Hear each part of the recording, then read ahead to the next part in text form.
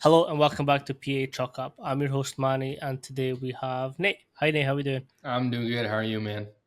I'm good. Obviously, we've just done another burner with Tree Mhm. for an upcoming episode, Yeah, but we thought we'd chop it up a little bit longer and get into some of the nuances that we were speaking on that episode.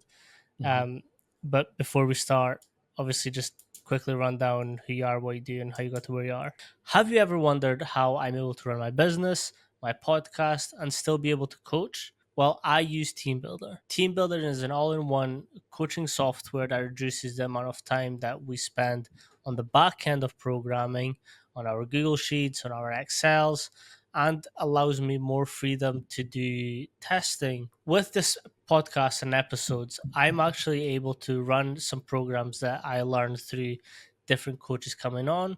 To find out how you can use TeamBuildr and how it can apply to your own program, visit the link in the description and catch yourself a 30-day free trial. Just simply use code PACHOCUP, that's PACHALQUP, and start the next stage of your coaching career. Absolutely. So me and Manny met through University of Washington. Were able to partake in the strength conditioning program over there. So being part of the staff. So that was awesome. That was 2022. And here we are halfway through the decade of the 2020s. And we're still working together, trying to pick each other's brains, still helping each other out with, even though he's in Scotland, I'm over here in Seattle in the US, still helping each other out, still building our relationship. And yeah, I'm strength and conditioning coach at Maximum Sports Conditioning in Bellevue, Washington. I work with pro, collegiate, high school, youth athletes. You say it, you name it, I got it. So working with everyone in between. And then, yeah, and then I love training, love educating myself and others. And yeah, and if you want a little bit more information as well, you could look at episode 8 that me and Manny did. Or you can look at I the episode, whatever episode Yeah, choose yours and I's are, which is episode 80, you said? it'll be a series of its own. Oh, okay. So Awesome. this will probably be 80, Oh, the there you go. numbers of things. I Yeah. guess so. Okay. But no, so some takeaways I got in that conversation was Yeah. um after I landed, I was sort of talking this new theory that I'm coming up with and Hmm. how it can apply a little bit more directly to certain game like situations.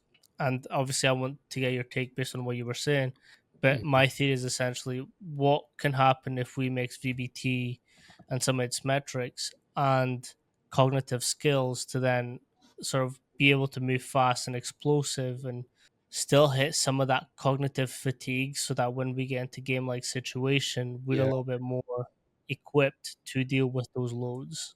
But if we just backtrack a little bit and talk about the way that you're using VBT and how that's working in your program. Awesome. Okay. Yeah. So, in the previous episode that Manny and I talked about strength conditioning, so episode 8, we talked about kind of the conjugate bias program that I work through, and then the little projects I wanted to work on in the future. So the future is in reference to that episode. It is now, so it's the present. So we've had some time in between to experiment, work some nicks and crannies out.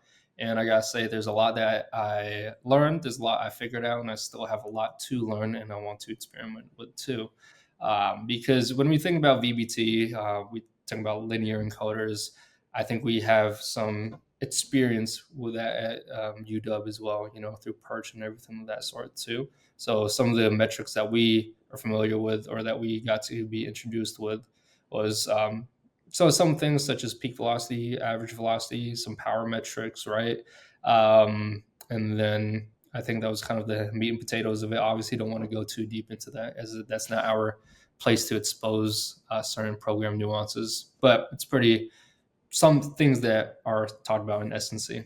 But what I really wanted to focus on this year is time to peak velocity and kind of working under the realm of how do we get this filament binding theory. So, and we talked about earlier in the previous episode as well. The episode that we were just in seemed like it was just previous, but who knows? There might be some gaps between that and us.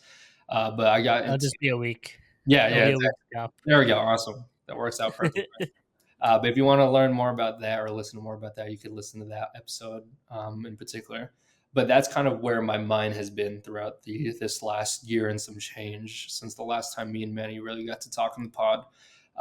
So through that, I've been using eNode Pro. So it was previously called VMAX Pro. And the awesome thing about that is all the metrics that I've been encountered with and worked with before, there's that and some more as well.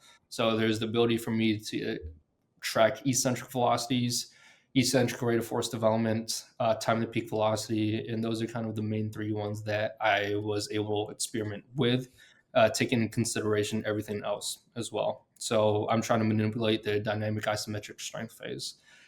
So the last few degrees of the eccentric going from iso to concentric as well. So let's see. There we go. Okay, there you go. I kind of freaked out for a second. You kind of, yeah, I didn't see you. Yeah, For, I like, was oh, trying to get yeah, awesome. I Okay, was just trying to get you know that I'm a little bit more reserved to share companies' names and profiles nowadays, mhm. but I do really like Enode as well, so I don't mind Yeah, sharing their stuff. absolutely.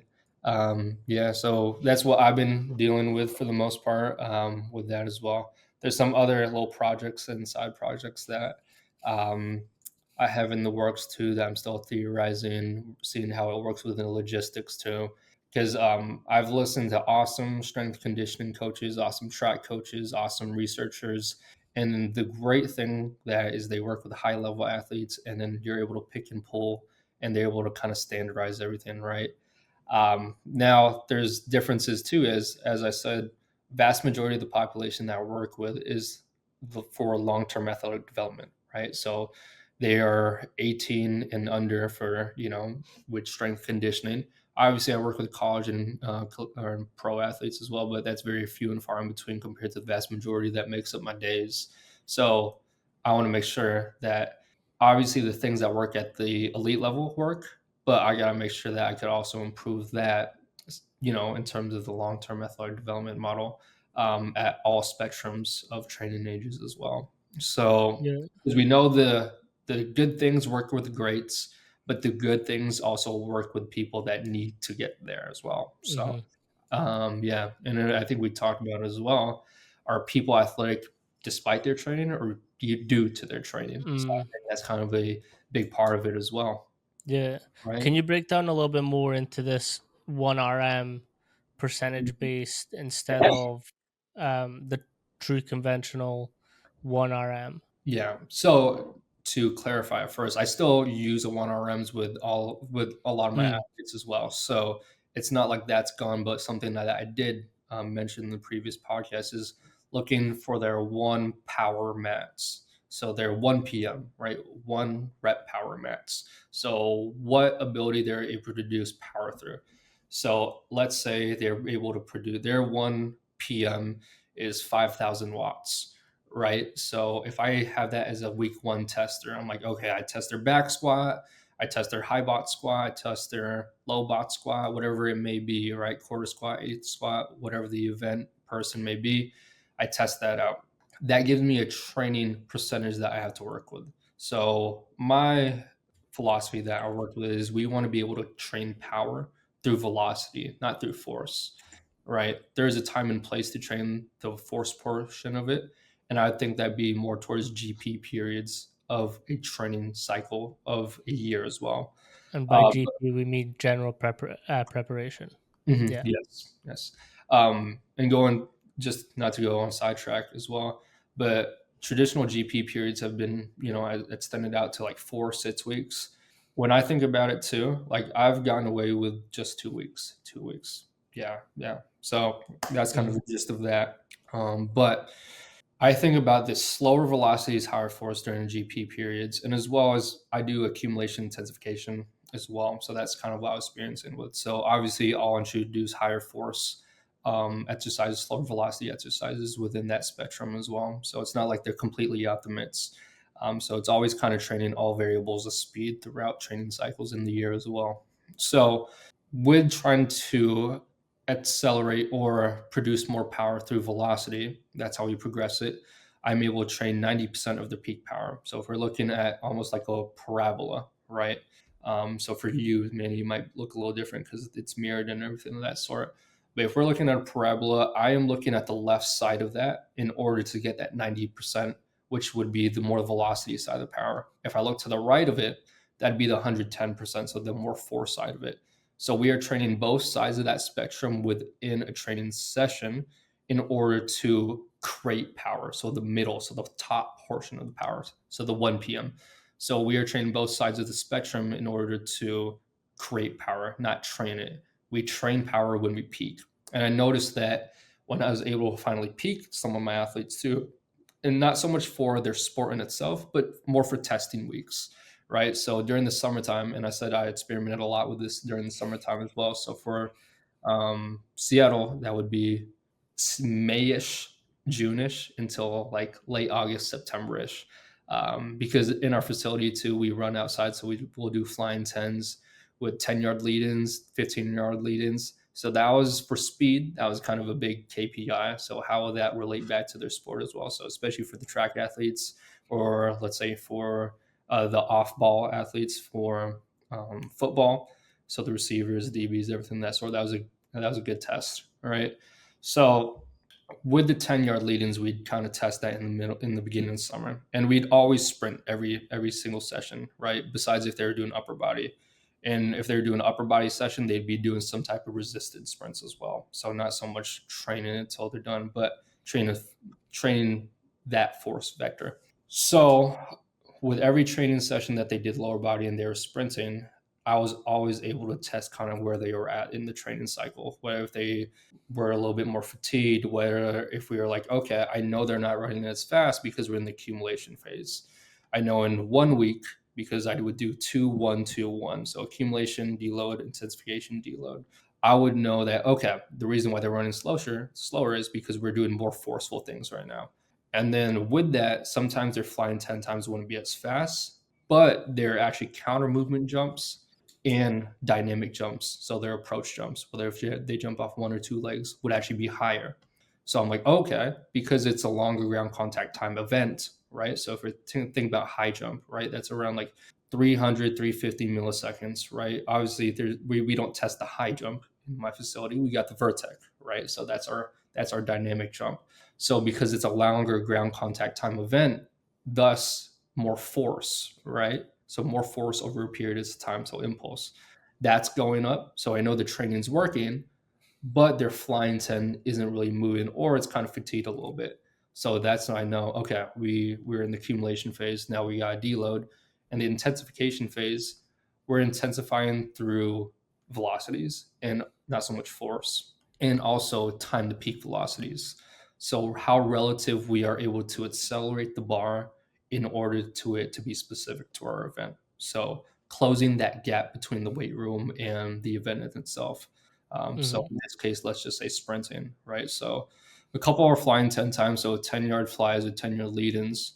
We already had fast athletes with, creating through our force and everything of that sort. So I would say more force bias programming. So I'd have athletes run about 1.02 for their flying 10 with the 10-yard lead-in. So that translates to roughly about, and I'm talking about yards, not meters. And this is roughly about 20 miles per hour. So that'd be 10-yard lead-in, 10-yard fly, and everything of that sort. I was able to get people running down to 0.94. So that's 21, 22, damn near 23 miles per hour, right? So with that though, so that'd be during the intensification phase, even during deload, and even during the phase after that. So their flying times would go down technically. So Hmm. going up, but That's what you going, want. yeah, exactly. Yeah. But there sometimes their jumps wouldn't go up, or sometimes their jumps would just stay stagnant or get worse. So there's kind of a trade-off, right? That's what I found as well. And I think the reason why that trade-off is because sometimes it's difficult having an athlete in once or twice a week, right? You kind of bias in one side of that 1 p.m. mats, right? So the one power mats, right? And especially too, like how fast do we need to get for, let's say, baseball if they're running 30 yards. Obviously, you got the 60-yard test for for their showcases and everything that sort of. But how really fast do we need to get them, or how high do I really need my second baseman to jump? You know what I'm saying? So maybe focus more on speed, right? So one of the fastest athletes that we kind of saw over the summer ran 9.4 or 9.3. I kind of forget at the top of my head. He was a soccer fella, but he's fast, right? And then What's soccer? obviously, yeah, soccer. He's a soccer What fella. is it though? What was that? What is soccer? Oh, football. Excuse me. Yeah, sorry about that. Yeah, but yeah, he was a football fella, right? So college. Yeah, I think he was 19 or 20 at the time. I forget, but Oh, yeah, so 19 or 20. So he's running that fast at that age, right? So his jumping was crap. Like I'll be honest, and I'm not gonna put him on blast in terms of name, but his jumping was crap, and I'm very close with him too. He wasn't, and he's about 5'8", 5'9", so obviously not a basketball player or anything of that sort. But he wasn't able to touch 10 feet on Vertec. So his CMJ was also, he wasn't able to touch 30 or anything of that sort. He was like 28, oh, 29, everything of that sort. So as indicative as counter movement jump was good for vertical force, it wasn't as indicative for sprinting in itself. And the reason why I think that is because we would actually measure time to peak velocity, so TPVs during the CMJs. And we would actually see not the people with the highest vertical jumps, but the quickest TPVs, so the lowest amount of milliseconds, to be the most elastic. And we're talking about elasticity. Obviously, we have fascia, tenderness, but for sprinting specifically, it's about inter and intramuscular coordination. So how fast you could bring the wheel around, right? Because your limiting factor is how fast you could cycle your foot from point A to point B cyclically in a row, right? mhm, Especially as you go into Max V. So that was kind of our KPI for our quickest people. So not so much your height on your CMJ, but your TPV, right? And this is because they're able to kind of accelerate really fast, right? Now, our CMJ people that had very high vertical jumps, very good at the first 10 yards, very good at the first 10 yards. We get them down to like 148, 142. So first 10 yards, just from the line, right? Very very powerful people, very forceful people. But after that, they did not excel as much compared to the people with the quicker TPVs during the CMJs. Yeah, and like I said, being in Seattle, Washington, it's overcast and rainy for 90% of the year. So having the bay doors open at our facility, that's when we're able to utilize that 10-yard fly with 10 to 15 yards of lead in. So technically 20 to 25 yards, depending on the day, right? So that would just be a test that we would be only able to run in the summer. So taking that into account too, with programming, with that accumulation phase to intensification, we would kind of see those numbers skew time to time. So on the more forceful phases, CMJs would go up, stat or dynamic jumps would go up, whereas sprints would kind of be in the middle or get better, not by a lot though. But then once we kind of go into that progressing through velocity, so that 90% to 1 p.m., that's when those sprints really got quick off the ground. Yeah. mhm, So with this as well, and then just an example, this is not just the bread and butter of everything, but as an example, one of the athletes, I had them do doubles of a half squat at 90% of their 1 p.m. And then in between each sets, I'll do 6 sets of doubles. This doesn't take into consideration their warm ups. I'd have them do drop squats on a bear squat. So it is not a free falling. It's not a bar. It's not a free weight. It's a bear squat. So there's a curve to it in terms of force. So I would have them throw bands on there for overspeed eccentrics in order to increase or find an adaptation in terms of that filament binding theory. So increasing the speed of the eccentric. So we're not getting stronger from the eccentric just by training it slow and forceful, but we're getting stronger and more powerful in the concentric due to or increasing the velocity of the eccentric. All right. So we do drop squats on the bear squat. We go like 3 to 6 repetitions depending on the day or depending on the phase of the cycle. And they were able to load up about 250 pounds on there in mass, and that doesn't take into consideration band tension as well. I think the band tension we used was It would vary, but it's anywhere from 70 pounds to 150 pounds, depending on the athlete or time to time. Mm. And then we'd run into logistics as well because we only have one bear squat. So I'd prefer a Kaiser power squat, but we don't have that. So, right. Yeah. So I had a question on a point that you had yeah, earlier. Um, but what considerations are you implementing on yeah. walk on fatigue? Walk on fatigue, yeah. Yeah. So the CMJ jump, and then also too, it's very tough too, especially with the fact that, like I said, most of my athletes are in high school. I get most of the college athletes back in the summertime because everyone's done for break and then everything of that sort. But if we're just talking about high school athletes too, that's kind of when everything starts picking up. Obviously, no school, but their activity level actually increases because they're doing their travel team now because they could actually travel to different states for their sport. Then they're doing their private lessons. Then they're doing their team practices. And then they might be playing another sport too. So in terms of activity level, they might be doing even more compared to during their school year, right? So obviously, anytime that they're in, we're kind of taking consideration, at least under that paradigm with VBT, walk on fatigue, right? And we would see it too. Like we all have very good relationships with our athletes. So you could even see it in their eyes. You could see it physically too. You could see it slouched in the shoulders. So it's um, knowing athlete personality types as well. But in terms of actual metrics as well, time to peak velocity was actually an excellent metric for us to measure for fatigue because it's very one of the hardest things for the human body to do is to accelerate a light object fast, right? You've seen it before too. Yeah, I mean we've seen it working together, and then I'm sure you've seen it on Instagram or anywhere else too in strength conditioning or training in general. That someone might feel crappy, like real bad one day, like Mm. 2 hours of sleep. But they'll peak. Yeah. Yeah, yeah, they're feeling terrible, right? 2 hours of sleep. Maybe their girlfriend broke up with them or something of that sort, or maybe mom made the wrong type of lasagna. Who knows, right? Their sprints will be crap that day due to the high neurological stimulus that it requires, due to the speed of inter and intramuscular coordination that it's required. Jumps, dynamic jumps, it's all right. Static jumps, yeah, it's a little better, but still terrible, right?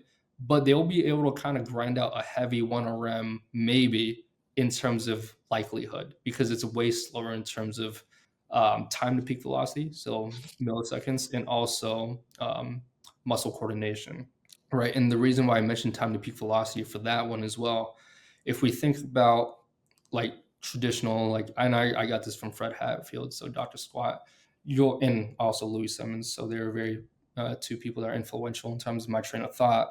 But you're not going to fail a lift because it's too heavy. You're going to fail a lift because the bar decelerates. So you're not able to accelerate through your sticking point. So that's why even in Louis was stuck for his bench press for a long time. And he was doing, 65% to 85%. So working on the four sides of things. And this is without VBT, right? But when he started doing dynamic effort with 50%, so kind of in that middle ground, all of a sudden, because he had speed to accelerate, the mass on the bar, he was able to push past his sticking points because it's not about how far or how strong you are, it's or how long you could accelerate the bar before it does its work and before you get gassed out. But yeah, so that's why I go back to TPV with that too. So even though TPV is kind of a newer thing as well, yeah, the hardest thing the human body has to do is accelerate a light object very fast. So if you're already Mm. fatigued from that and you're not able to do it because of the coordination it takes, then you're not going to be able to do the adaptation or be within the power levels that you want. So Mm. now let's say if my athlete that was producing 5,000 watts of power for their peak power, we're out of that. Now my 90% is going to skew as well. So, right. But if they're obviously having some type of like connective tissue injury, anything of that sort, let's say their knees hurting, shoulders hurting, whatever it may be, under my expertise, I'll take them aside and see what I could do about it. So I know we've talked about reflexive performance reset in the past, so RPR on the previous podcast. So that's something that I'll implement. I'll obviously take them through any type of FMS. Usually, I don't use FMS that often. I'll take them through traditional, just manual muscle testing and everything of that sort. So having them do neurological isometrics as well. I'll take them through voodoo flossing. I'll take them through everything just to make sure they feel good. So if it's a biomechanical thing or if it's a connective tissue thing where things just aren't gliding as easily as they are, I have some source of capability to help them out with that as well. If it's not just a fatigue, like a Hmm. neurological fatigue. So yeah, but going back to that TPV to taking consideration fatigue, that's where a lot of things were. Because I would also do a test too. So it'd be 20, 40, 60, 80. And I wouldn't always do 100, but only a few athletes were able to do 100. And I'm talking about kilograms. So 20, 40, 60, 80, that is 80 is where I kind of start taking and weeding out a lot of athletes. And 100 is, I really wouldn't have many of my athletes do this. But it was for those kilograms, I would have them be doing a jump squat with a barbell. So now you're Okay. literally getting a force velocity spectrum, and they would send me this data through the e-note as well. So with this, I kind of know week one when everything's as controlled as we can, possibly take in consideration, right? Because we know life isn't perfect. So even though if we try to Hmm. programmatically try to be like, okay, don't eat this, get this many hours of sleep, drink this much water. I need you to be 100% week one, day one, right? It's not going to happen, right? We've tried that. It just doesn't happen. We pull our hair out for it, right? So yeah, I'm getting there. Yeah, yeah. I've been wearing hats a little too often now. People are starting but yeah, yeah, you But what got are some of yeah, the yeah. actual changes in the program that you are making to help them perform the next day? The next day, right? Yeah. Is that what you said? Okay. Yeah, Yeah, so for like the next what programming is changing when you are testing these things and they are lagging a little bit? Yeah, so it's we always deload or take into consideration volume, not so much intensity. So we want to be able to try in intensity year round long, unless obviously if there's any contraindication to it, right? But when I mean intensity, I'm talking about bar speed, right? So intensities change throughout the year. So if I'm having someone that has, let's say, a showcase tomorrow, like we're probably not touching the bear squat, we're probably not touching like a back squat, we're probably not sprinting or anything of that sort, right? So we did it quite a bit too. You and I will do a lot of like iso, like overcoming isos, everything of that sort. We'll do concentric jumps, so very easy landings, everything of that sort. We'll do more mobility focused things. So let's say if they do have to perform better one day or the other, then we kind of have that knowledge to bias that as well. Um, but yeah, so taking into consideration just how much, because this type of training, I will say, it wasn't so muscular demanding, but it was very neurologically intensive, Mm, at least for the parameters that we wanted. Because if you don't get enough rest, you're not going to hit the TPVs that were written down for your program. Because moving something at 70 to 80 milliseconds is very, very tough. Obviously, that's we would probably only do that during our pogo hops. But if your body wasn't able to do that, then that's when we got to take into consideration. Okay, we got to kind of change some things throughout. So some people would think, okay, so that means just take out pogo hops. No, I still need them to do some type of equal complex thing. So whether if it's like a overcoming isometric for a soleus, or whether if it's just a um, gastroc raise, right, with the bar, they're like, oh, you're loading them up. That doesn't make sense. Well, because their body's able to coordinate things slower because you're under load, we're still taking consideration, and we're not doing a lot of volume on it, right? And we're not doing minimal volume. We're doing optimal volume. And that's actually something Mel Siff said to Louis Simmons when they would kind of speak about training. Because Louis was like, oh, like, why? Like, I train maximally. So why would I ever train minimally? And then Siff was, well, don't train maximally, don't train minimally, train optimally, right? So the term like minimum effective dose has been mhm. in, but we want the optimal effective dose, right? And that will change obviously session to session, week to week, day to day, month to month, right? Depending on what buckets that we need to fill throughout the year. Yeah. It's not as much as what we do right now compared to that, but I would say during this past year with the experiment of VBT, that was kind of the gist of it on my part. Mhm. I was able to program. That's why during the episode we just did, I brought up the non-flexible app flexible nonlinear periodization, because essentially what we're doing is we're creating three different types of sessions so that no matter how an athlete is coming in, we can still apply that stimulus. And like what you mentioned is training optimally instead of the minimum effective dose, right? So at that point, any session that they come into, they can train optimally because we can sort of gauge where they're at. So it's Yeah. based on a like a three session system. So you've got your peak strength, you've got your peak power. So Hmm. like if you're like close to 100%, we're going to do some heavy shit. Like we're moving weight. Hmm. If you're not 100% feeling right, but you're also not terrible, we're going to probably check you on that power and just work a little bit on the velocity side of things. Hmm.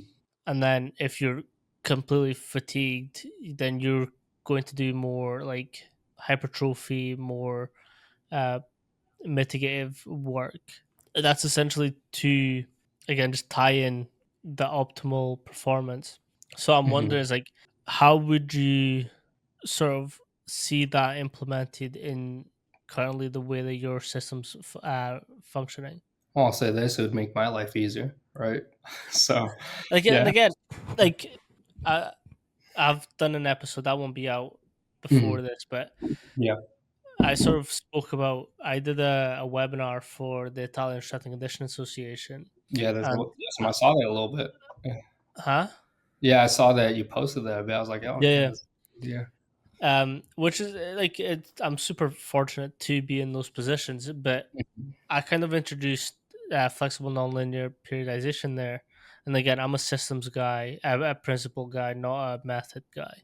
Like Mhm. Yeah. we both learned that no matter what method, you there could be something wrong with it. So it's better to fill our toolbox with as many tools so we can adjust to each situation that comes up.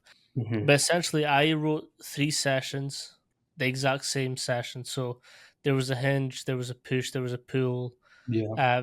vertical and horizontal. Um, I did that session, and the exercises were all the same. All that changed was the intent. So, which was super like it's a fascinating way to change the program as well as like playing around and tinkering with the intent of the session. So, like Hmm. the first session, which was a heavy session, we had um, I think I had split jerk Hmm. into a pull up. Yeah. Like it was very like basic programming, like as basic as you can get. Yeah. But I had like high weight for those two, and then the next session was a more speed, so I had like a little bit more explosivity in there. So it was lighter weights, but you were Hmm. sort of being able to express more velocity and more force there. And the Hmm. last one we were just doing like a seated uh, uh, shoulder press. Yeah. And it's like, I was like, what's the difference between these exercises? Like, well, nothing. I was like, exactly. Like, you can still program, and it doesn't take that long to write three sessions, same exercise, but all that changes is the intent. Yeah. Yeah. So, for me, that's, I'm trying to see where I can apply different principles to that. So, I kind Yeah. of have like your bands, your chains, but Yeah. then how can we change that for each tier? Yeah, I mean that's a very good question too, because especially taking into consideration fatigue, right? That's, I mean, the biggest thing that you'll run into running with athletes, right? You could write the perfect program, but if you're not able to, if they're not able to recover, then your program is not going to mean anything in the long run, right? Mm, Now, whether if it's they can't recover from your programming, or if they can't recover from sports the practice, sessions, yeah. or if they can't recover from just the stresses of life, then you got to take in consideration that as well. It's like the role specificity, right? So with like Charlie Francis, um, like he used the weight room as a general stimulus. Like, but here's the thing: everyone can't like squat 500 pounds like Ben Johnson, right? So, but he would say that certain demographics of athletes would be able to handle some specific work closer to, let's say, the competitive season, whereas some athletes needed more general work. So think about like muscular versus elastic or anything of that sort, right? Because let's say for faster movements, there are more energy expensive in terms of being close to the event of the sport, or something general, let's say like a back squat, or a little bit further away from that. And this is the kind of thought process I'm going through too, with the whole general, and then even like closing the gap with time to peak Hmm. velocity. I'm always drawing myself in circles in terms of like application of these, because everyone, like, we are standing on the shoulders of giants in this Yep. industry, right? So obviously give due diligence, but also like how do we implement this with our person, with our team, with Hmm. this situation, that situation, and then obviously trying to create better situations for people, such as which is what you're asking about right now too. So I think too, it's obviously fatigue is a big thing. Time to peak velocity would be a nice metric to take into consideration, but I know it's not available for everyone as well. Hmm. But something such as like, I mean, tracking peak velocities or average velocity as well is always good consideration. I know with my Olympic lifts, and we actually talked on the last podcast, I wasn't a huge fan of Olympic lifts. Or I shouldn't say fan, but it's not a huge implementation of the program that I have for my athletes, right? Not saying that I don't do them, but it just wasn't something I was doing as much. I'll say during this past year with VBT, I implemented a little bit more. Um, but I'll say this: there's certain numbers during the Olympic lifts that if my athletes didn't hit, the rest of that would be pretty indicative for the rest of their session. Hmm. And then I'm not thinking of load too, right? I'm thinking of eccentric speed, eccentric bar speed. I'm talking about like time to peak velocity. Concentric bar speed is always kind of iffy too. Like it's good if you can't find something, but I think there's other metrics to Hmm. look at. Peak power is good. It's just sometimes it's very sporadic from rep to rep or set to rep, especially if you contrast things. I did a lot of contrasting when I was doing a lot of VBT things, and it worked well. But especially taking that in consideration too, there's going to be a lot of outlying numbers when tracking VBT and fatigue as well. But anytime I found that there was kind of some numbers that were off with the Oli lifts, it was pretty indicative of how the rest of their session would be as well. And Hmm. then for me too, I didn't always do Oli lifts first. Sometimes it'd be the second lift in the program. Sometimes it'd be the third lift in the program. And I know that you would think always Oli lifts first, but if I already had them sprint, right?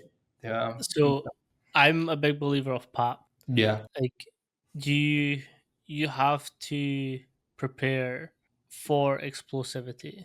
Yeah. Yeah. So like and like when we're looking at neurological prep as well, it's like Yeah. more times or not you're doing PAP because you're Absolutely. stressing the system either very heavily or Mhm. very explosive. So Yeah. like I you might have found this as well, but sometimes when you push your weight the highest, you'll end up being a little bit faster the next day or Yeah. the next session. It's it's still not 100% known as to why or how, but Mhm. it is a thing that happens. Like my sprint athlete, if I know he's got competition, I'm asking him to go into the gym the day before, and I'm stressing him out um, Yeah. in that way because like for him, I know it works, so I'm going to keep doing it.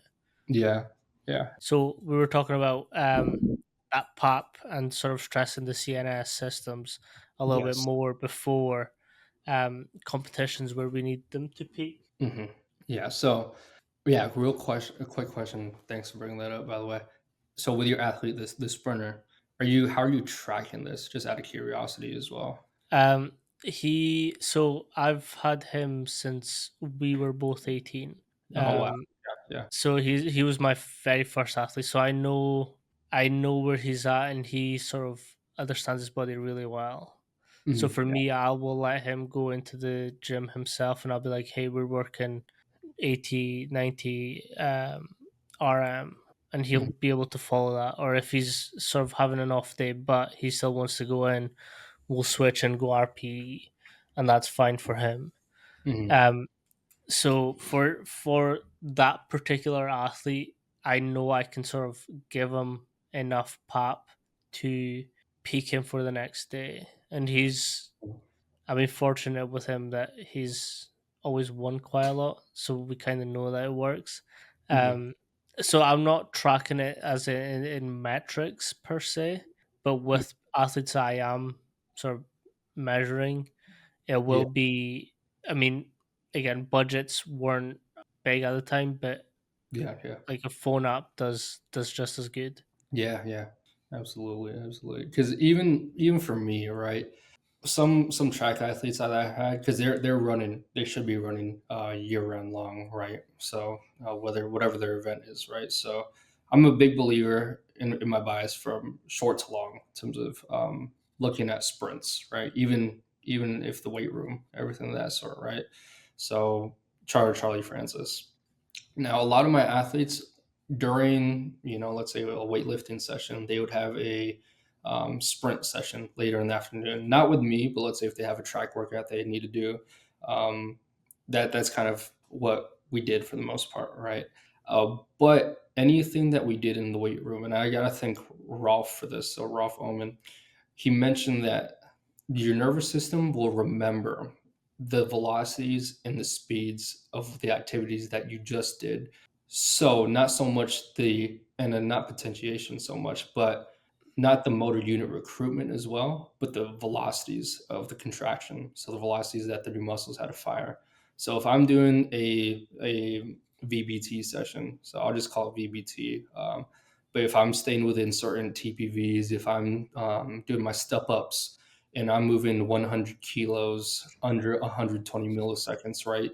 With a lot of velocity as well, so like about 1.3 PV, right? My body's going to remember that for whatever I got to do later in the day as well.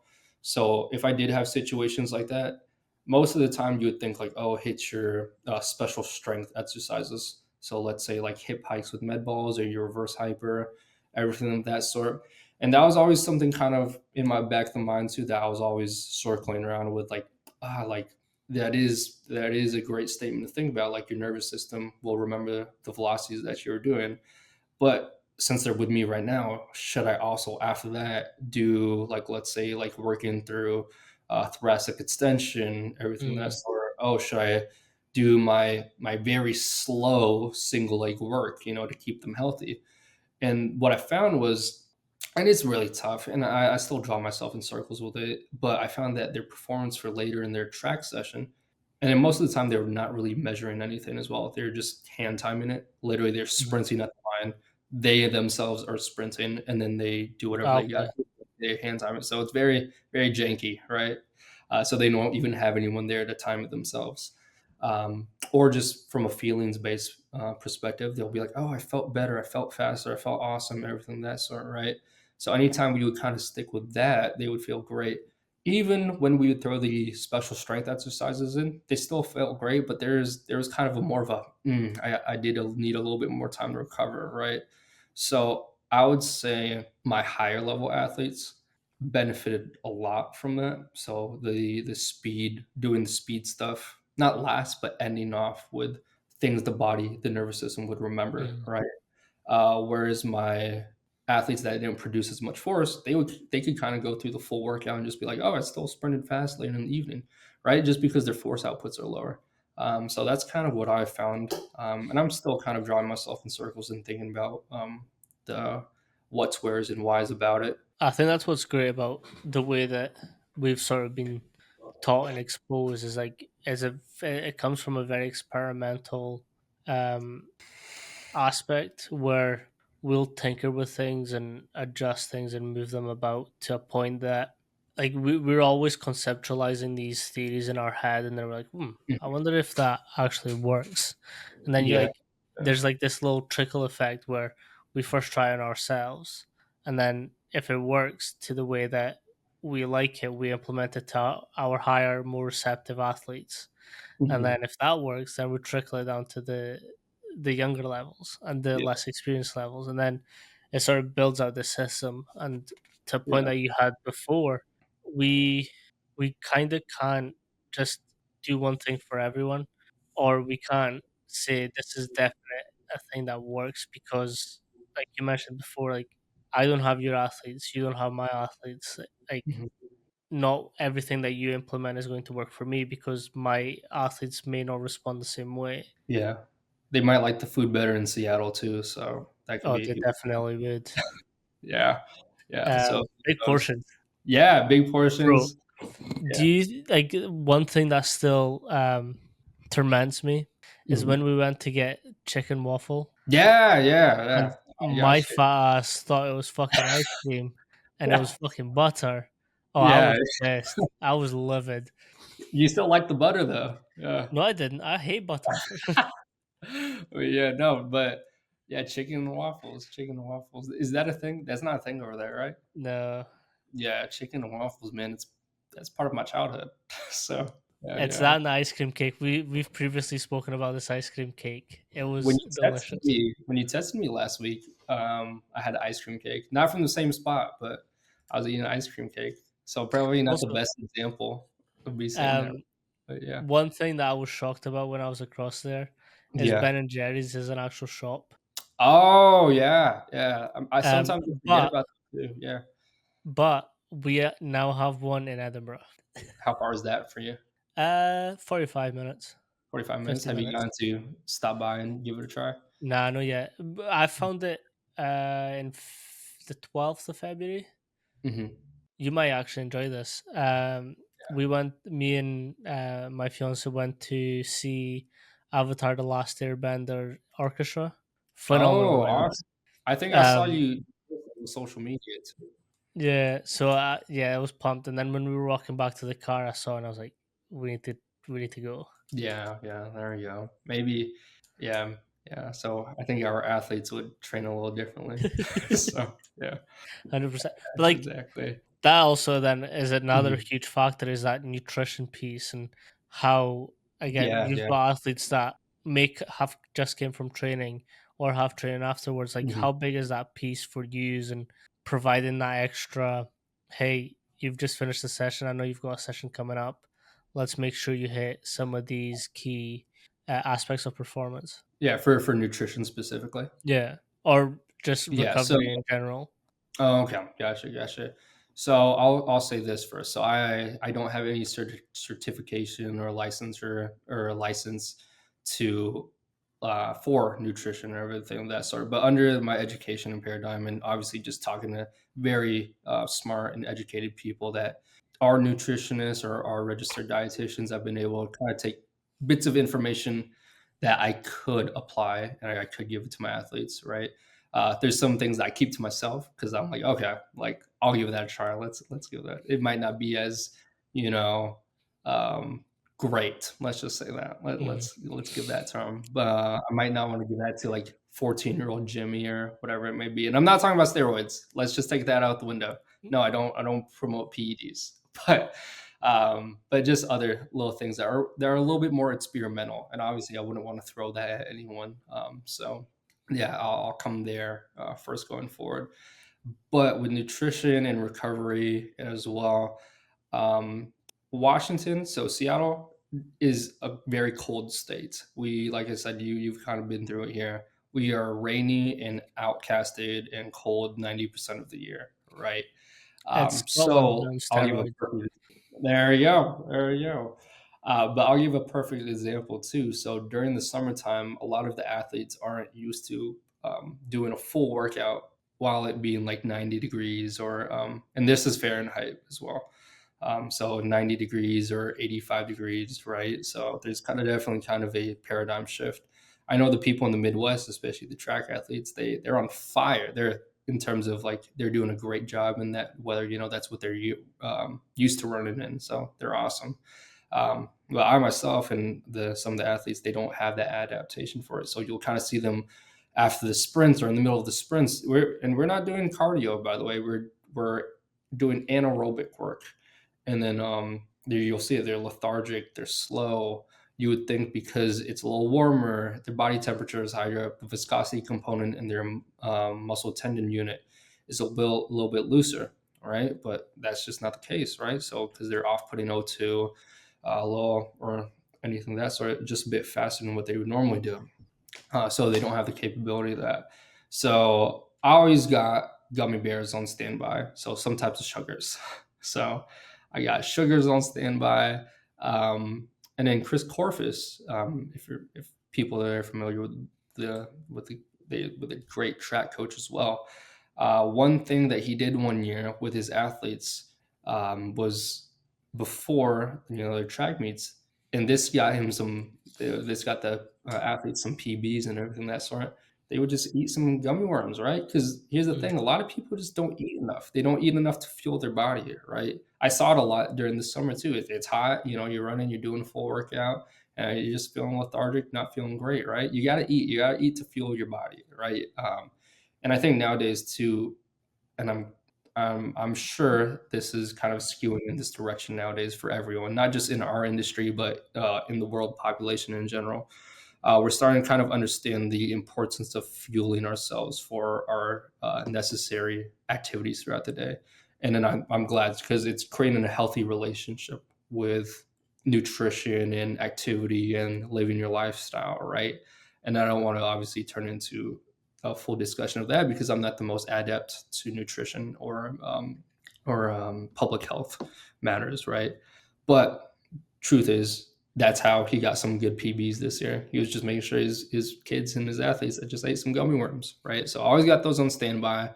Um, and then in terms of recovery as well, and you'll see it too, like when after they eat some gummy worms, some of the athletes after they're kind of feeling crappy, they just start lighting up, and you're like, oh, okay, gotcha.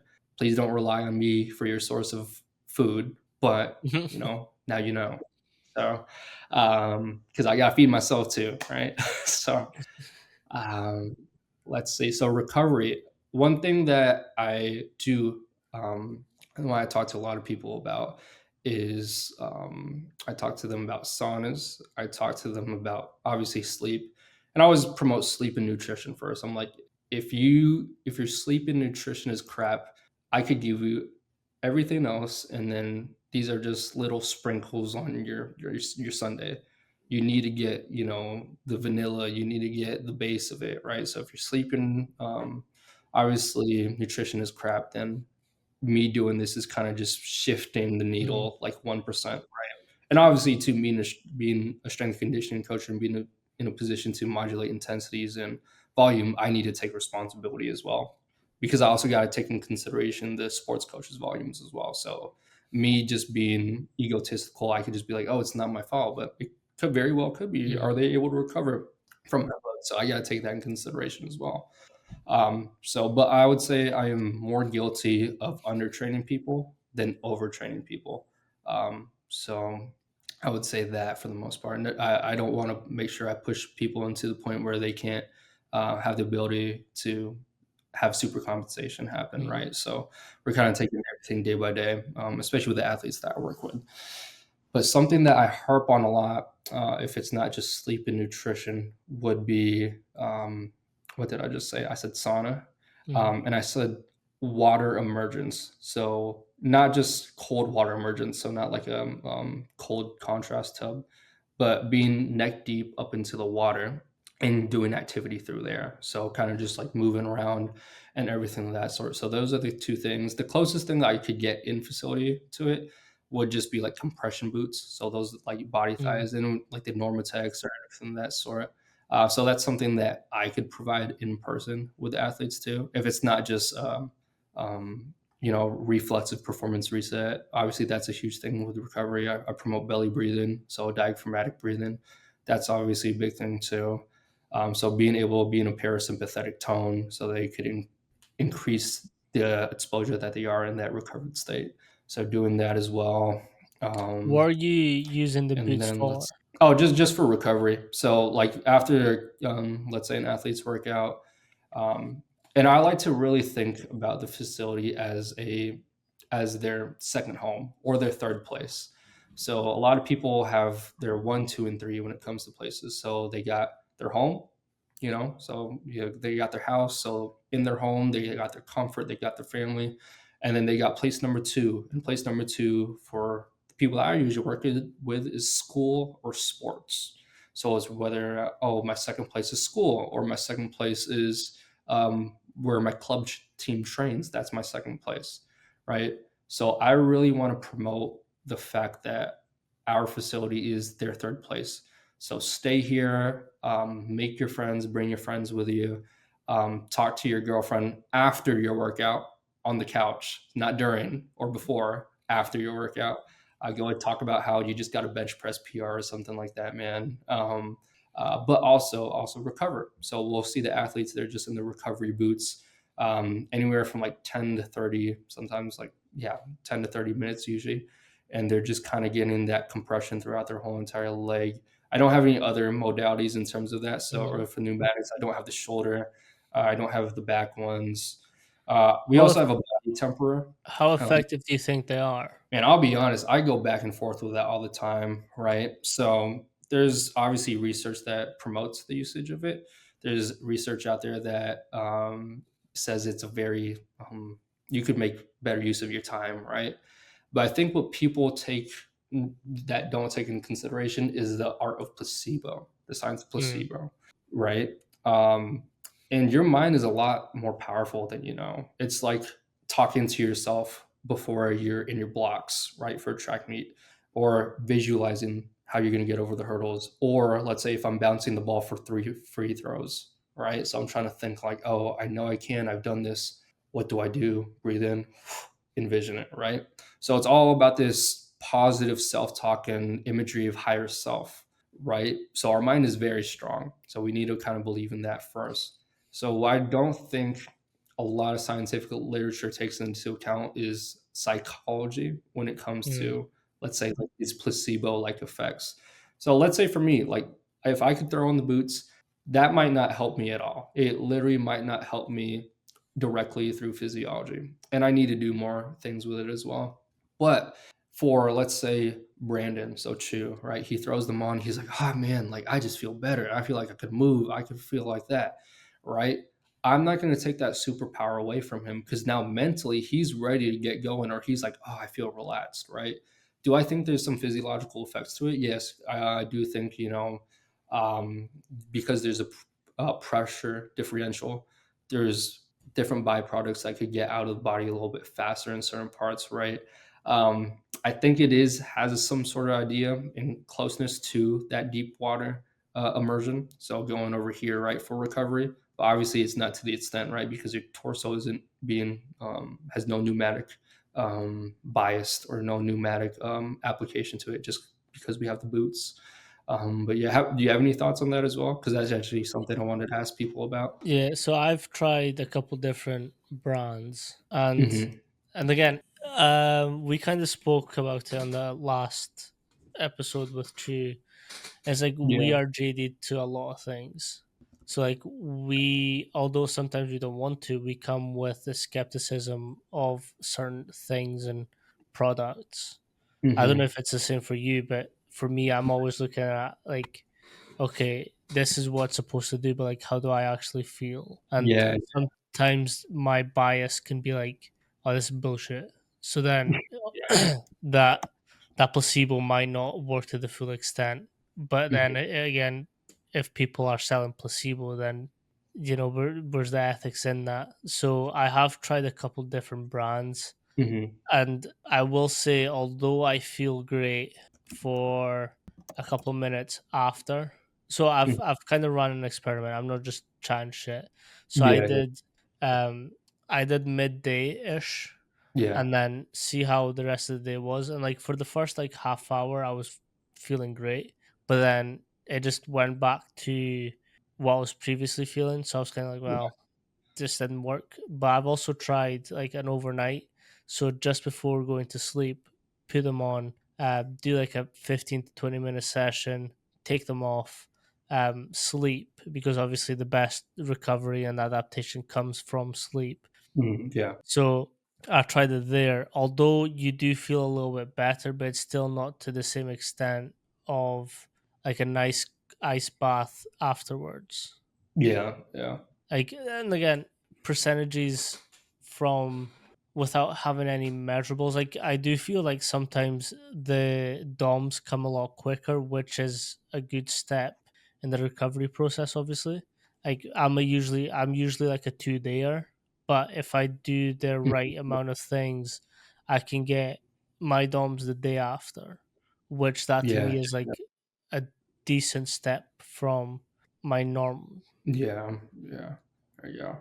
Yeah, one thing I've also tried too, and then with, yeah, with the compression boots, I always go back and forth about it too. Like, I kinda feel the same way too for myself when I've tried it. I feel better right after and all that. But I usually also have a workout right after I use the boots. Hmm. Then I'll kind of go back to kind of baseline state. So there could be some bias and timing with that as well. But anecdotally, it did help out, or anecdotally, I should say. But one other thing that I have tried for recovery as well for myself and a few people is infrared. So like an infrared Mm. laser, not infrared sauna, because obviously I don't have a sauna Okay, I in was going my. to say, are you shining red lights on you, Yeah, or are you actually embedded in the lights? yeah, yeah. Yeah, I wish. But yeah, some people that I've tried to do is infrared like laser, so it'll just be like in contact with their skin. Obviously, if and then like I said, this is just kind of some woo woo stuff. So things that are kind of adding, but like the sprinkles on Sunday that I talked about. Um, but it has helped with lower down some inflammation in some people. Do I think it's everything? No, but if that's what helps for some people, like I'm totally for it as well. What I tell people to do in their own time too is obviously um, I kind of harp on saunas time to time, so that's always good. But the one that I always harp on is like the vertically immersed. Yeah, the whole bed. That's a lot, but mine was just more of like the it's Yeah, I pull. what's the Sorry, I pull yeah. this up uh, because this is one that I know is really good, and if Oh you've got, um, let me see how much it is. It's a lot of money, like a lot of yeah. money. But if you've got it, like those are like the golden standard. Sorry, you're cutting out real quick, or one of us is cutting out. I think Yeah. I No, missed. I was just saying I pulled that one up specifically because that one is like the golden standard. Oh, yeah, awesome, awesome. There you go. Might have to look a little bit more into it. But going back to I've used the body temperer. So the ones that we had at UW for a little bit. I only have Mhm. the one that's 110, but yeah, I'll use. Obviously, that's not something that like you just use on yourself. I mean, you can, but you're not able to kind of use your hamstrings or back with it. So that's something that I've utilized with for recovery for some of my athletes as well, just because it kind of helps clot the tissues. We talk about voodoo flossing. I would say that's more like rehabilitative or Mhm. prehab as well. So it's not something I I'm harp on always too much, but it's, Yeah, I'm always very surprised that when people bring up voodoo flossing, and yeah, when Kanan brought it up, I was like, yeah, I got again. Voodoo flossing was a thing when, how old was I? I would have been 18, 19.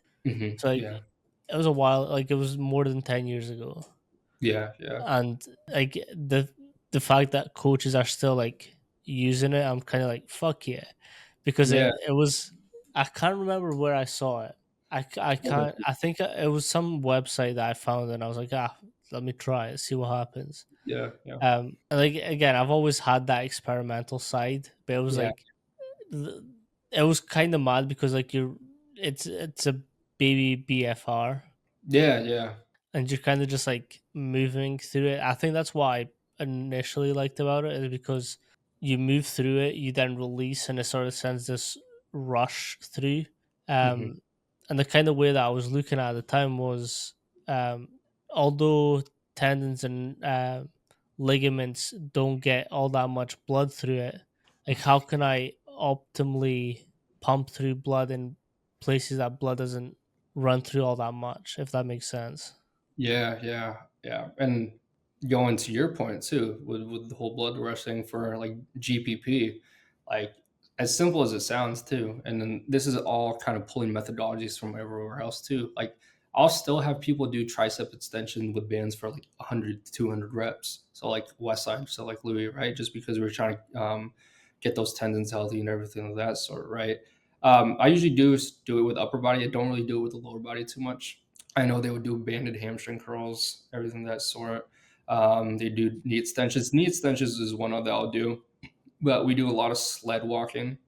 We do a Mm. lot of marches for the GPP, so strengthening the post chain, so hamstrings, like foot, so foot ankle complex, so everything of that sort. So soleus, gastroc, um, and then still walking in place with them with the pins. We got a rhino belt squat now. So we used to have a West Side barbell belt squat, but we got the rhino one, so we'll load that one up. We haven't loaded it up as heavy with our marches, but we'll still load it up pretty dang heavy. So we use that for GPP as well. So getting some blood flow in there. Not as much, I would say, for the marches, but I'd say a little bit more for like the 200 reps of the triceps extensions. We'll do face pulls as well. We'll do bicep curls with it, everything of that sort. And then yeah, it's been working. So people have been feeling better as well. But that's kind of going back to like how do we get blood flow back in those connective Mm, tissues.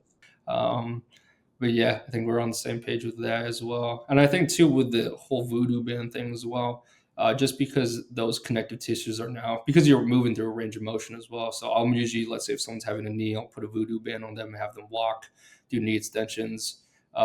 Same thing with their ankle, right? So if it's around their ankle, kind of move through certain ranges of motion, right?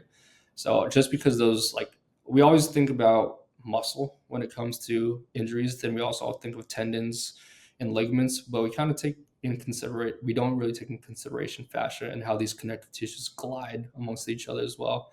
Because I know things could get sticky, you could get have adhesions.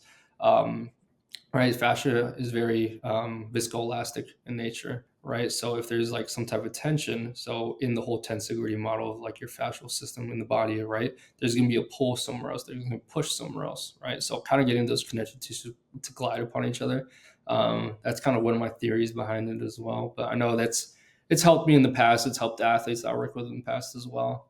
So that's like a rehabilitative prehab recovery modality. mm, But yeah, and then going back to I don't think I got to talk about the deep water immersion, but anytime because there's a lot of pools out here too for the summertime. As cold as mm, Washington is, people have pools. I don't know why, it just is a thing. So so when someone's like vertically immersed for a pool, right? So it gets all the joints away from gravity, which undoes the effects of gravity. So think about like how a reverse hyper distraction on your spine or a belt squat distraction on your spine or anything of that sort. Or if you're just doing like traction hanging from a bar, right? I know everyone thinks about that when it comes to like, oh, you see how the spine like decompresses, right? So when we're in the water, we're kind of doing undoing the effects of gravity. So when you're immersed during deep water, so up to about neck level, you have two low pressure systems, right? You have venous return to the heart and the superficial lymphatic, which is pumps out all of the waste products from the body. And due to the high pressure differential, right? Because now that I am in a different, pretty much substance, right? I'm not in water, I'm not gravity, I'm not walking, I'm in deep water. That's where that pressure differential happens. So this just goes to the lymph ducts, to the bloodstream, and then to the kidneys. And over time, obviously, in this process, well, it's going to be sped up and gone. So that's something that I harp on about as well. And then yeah, as long as they have a pool, that's mm. That's a um, limiting factor.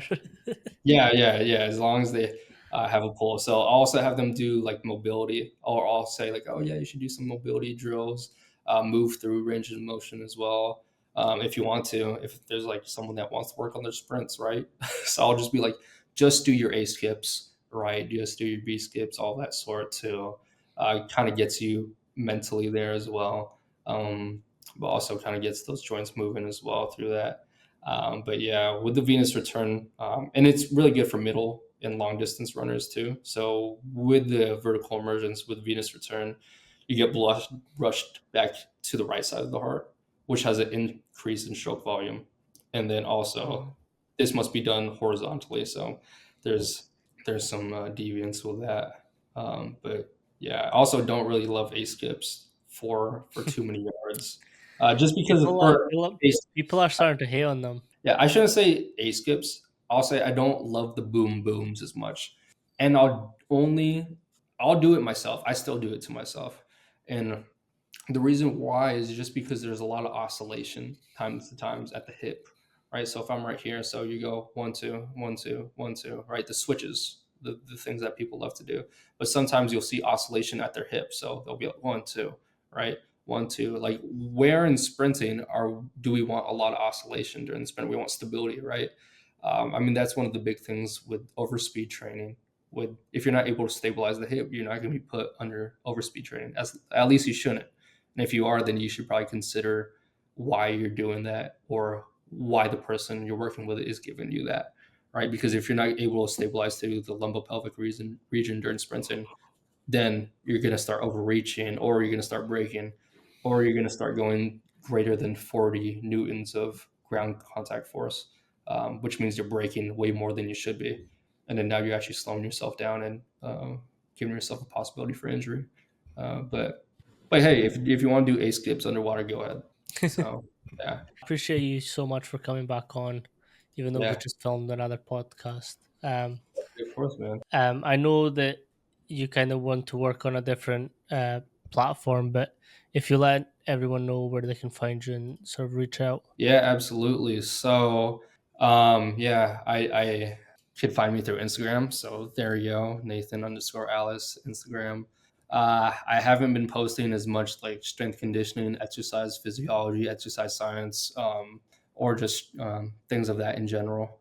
This past year, I've been pretty busy. Also been having mixed feelings about myself, posting things on social media about that. I know Chu and Manny kind of harped on me about it, so we'll see what happens. But if you have any strength conditioning topics or anything of that sort, go ahead, hit me up through there. I know the stuff that I used to post used to be very wordy, and it wasn't pretty. It wasn't Instagram pretty. I'm definitely not a marketer or an advertiser, so I'm definitely not an influencer. I kind of just spit out the information. If you want to read it, go ahead. Um, so I'm very, very like that in that fashion. Hmm. But apparently, I make my collages look very pretty and my pictures look pretty per Manny and everything of that sort. So I guess that's just my personal life, right? But yeah, so yeah, you can find me through there. I don't have any other social media that I use, I would say, in terms of that. But maybe I'll get something in the midst, and I could, if people are open to listen to or want to listen to, I'll get something You should going on never that. think about it that way. You should think about posting it so you can get your thoughts out. Yeah, yeah, maybe, but who needs that when I got you, man? So, but I yeah, I need that. yeah, there you go. I Maybe need we'll just do that. more. We'll just FaceTime each other. We'll do more podcasts together. You know, you got an iPhone now, right? Yeah. See, there you go. You could. This guy used to be a Android user. I remember that. That was the whole conversation at Do UW you want to too. know why I switched? Why'd you switch? Coach AJ gave me so much shit. He bullied me into getting one.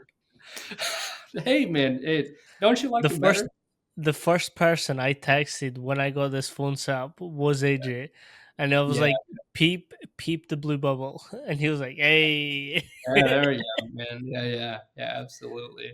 Um, but yeah. So I love getting connected with other professionals in the field too. So um, I might not be promoting everything as much as I do, but I love to pick people's brains and everything of that sort. So yeah. Or if people just like to go snowboarding or anything like that too, I guess that's what you'll just see on my social media. So if there's something to take away from that. But yeah, man. I appreciate you. Thank you so much, Nate. Of course, man. Appreciate you too. We'll get one in again soon. Okay. Peace.